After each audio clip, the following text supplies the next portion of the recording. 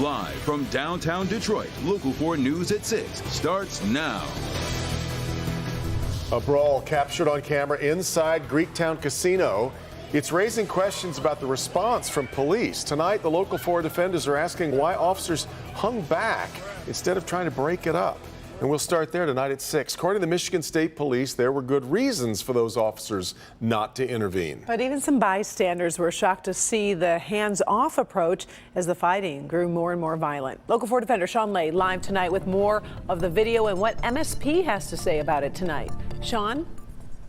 Karen, and even police here on the street coming up to us and saying they're well aware of the fight inside Greektown Casino over the weekend. They're well aware of the video. They're saying MSP not intervening in that video. They call that a bad look. MSP says there's more to the story than just the video. They say the troopers made a wise decision not to intervene and inflame an already violent situation.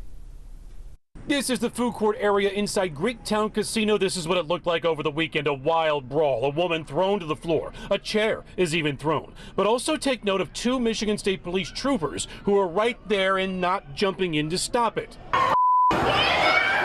When the brawl seems to be settling down, a man comes in, rips his shirt off, ready to fight. A trooper has his taser out, but people brush right by him.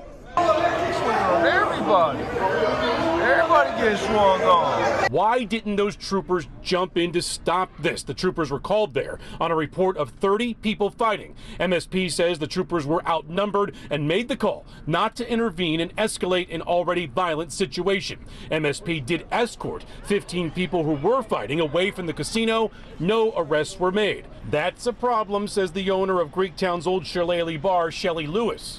I don't think there just isn't any prosecution when people are getting in trouble, so there's no consequence for the actions. Lewis is alarmed. She's seeing police are outnumbered by massive crowds drinking in the streets and in parking lots. She's also seeing no accountability for when laws are broken, when safety is shattered. Chairs were thrown. There were normal people just sitting around where they could have been injured.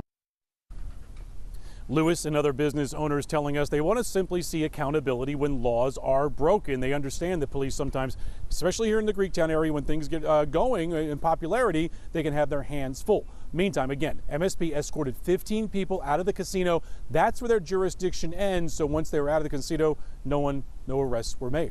We're live tonight outside Greektown Casino. Sean Lay, Local 4, back to you. All right, pretty interesting there. All right, thank you, Sean.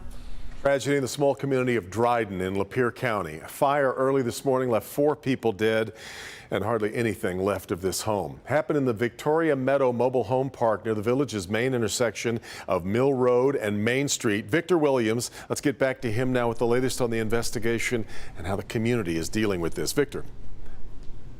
Yes, Devin, as investigators search to find the cause of what exactly started the fire at this mobile home, neighbors are now having to come to terms with the reality that 4 people are no longer with us. Prayers to the family. They're going through a rough time right now. Liz and Nick Lewis had the unfortunate experience of seeing the mobile home fire that killed part of a family in Dryden Township. Flames were on the wall right there at the back of the door. And there was no way I couldn't have done nothing. I wish I could have.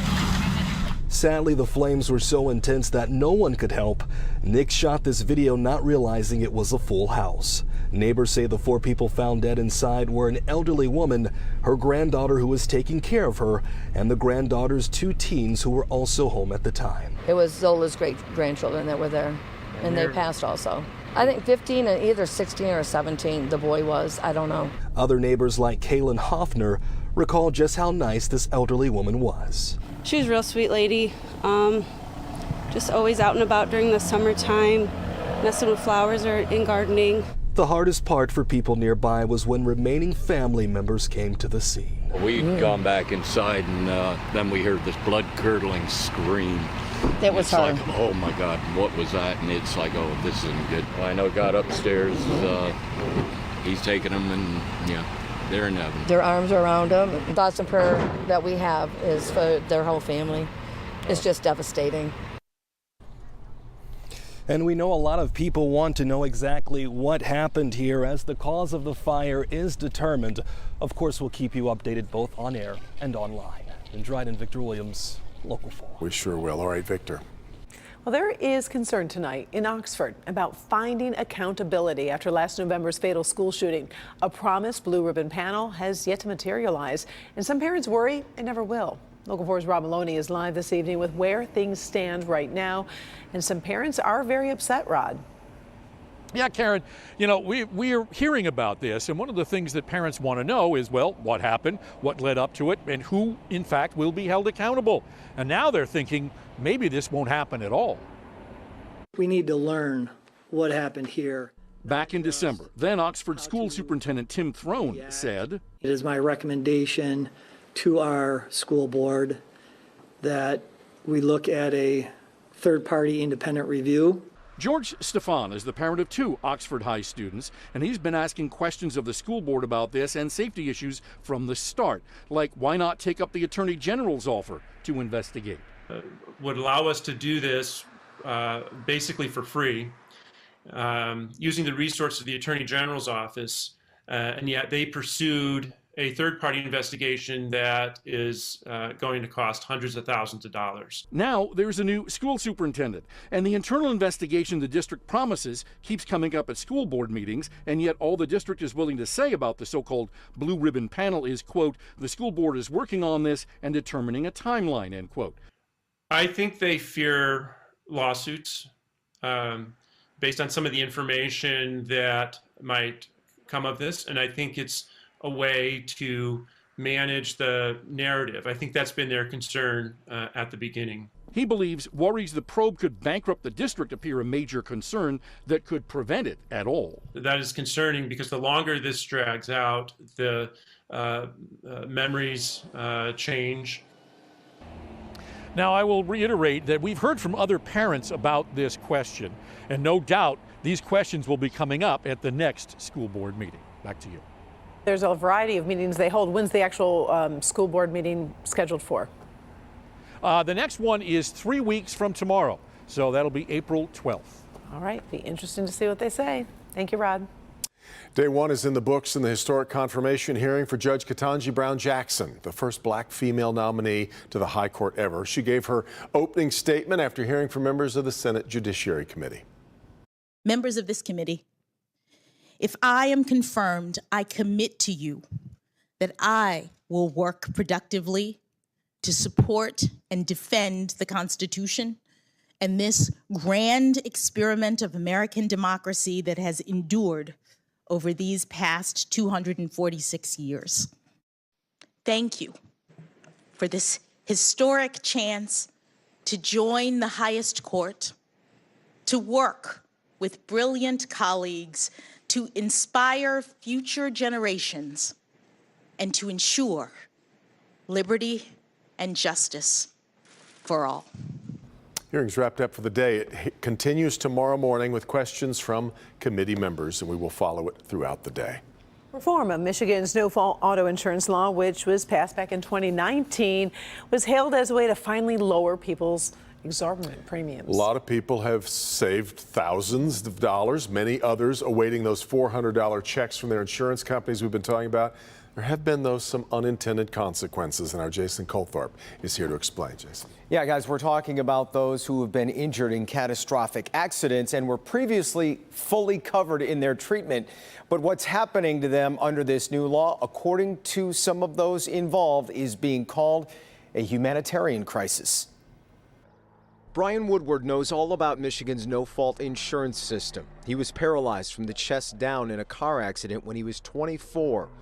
For 30 years, he was living a productive life. So I was working 40 hours as a contractor to one of the big 3 automakers, and I had gone back to college and got a bachelor's degree and had bought my own house. He even went hunting and fishing. Some people said I did more than what other people were doing on their feet. But since last summer, steadily, many people have been not only losing coverage, but also those at-home healthcare workers because the money simply isn't there.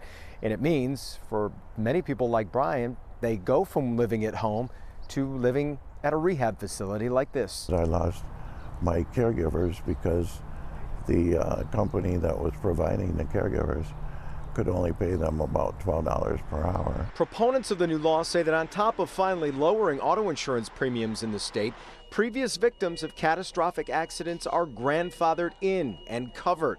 But so many people like Brian are getting letters like this one from Kennedy Care, which went out last week, stating it's discharging its no-fault clients. They were not grandfathered into family-provided care. They are being limited to 56 hours. You still have that benefit, but the trouble is that no one can afford to provide it to you at what they're being reimbursed for. It's just simply untrue. I had a life. I don't have one now, and I'm not happy about it. And he's not alone. As for the $400 checks we've heard a lot about recently, Brian says that's part of the money that could be used for those patients, and in many cases like his, keep them in their homes and not in rehab centers. Now, Chris, this came up last week, and the Speaker of the House, Jason Wentworth, said at the time when it was brought up in the legislature, he had no plans to readdress it. They kind of turned it aside for now. Anything new on that? And that was in response. We had, 3 Democratic lawmakers that tried to introduce some legislation to find a middle ground here, but I reached out to the Speaker's office again today. Nothing has changed on that front, so it seems right now it's got nowhere to go. All right, Jason. We need to get some breaking news. Just in, Sky 4 above some traffic backups in northern Macomb County. This is I-94 near 26 Mile. There's some sort of situation with a tanker that has shut down that stretch of road right now. Traffic is getting by on the shoulder, but if this is a part of your afternoon or evening commute, you'll want to consider another route perhaps. We will get you updates just as soon as we get them. Again, I-94 at 26 Mile Road. Coronavirus cases have plateaued here in Michigan. The state is reporting a 3-day total of 1,423 new cases. That's an average of 474 cases per day. We lost another 8 lives to the virus. The 7-day positivity rate is over 3%. It's a slight increase in the last few days, but still near the lowest it has been since July.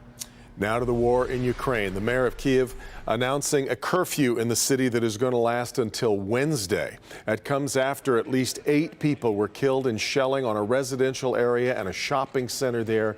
Meantime, Ukrainian authorities say Russian naval forces have shelled some residential areas on the edge of the city of Odessa. In Mariupol, an estimated 90% of that city's buildings have been damaged or destroyed. 300,000 people, we're told, remain trapped. Still, Ukraine ignored Russia's demand to give up the city today. Coming up on NBC Nightly News, you'll hear from survivors of the unrelenting siege in that city. Gabe Gutierrez spoke with one refugee of Mariupol who says that the sounds of elderly residents screaming out of their windows for food have been haunting her. That report just ahead at 6:30, NBC Nightly News with Lester Holt.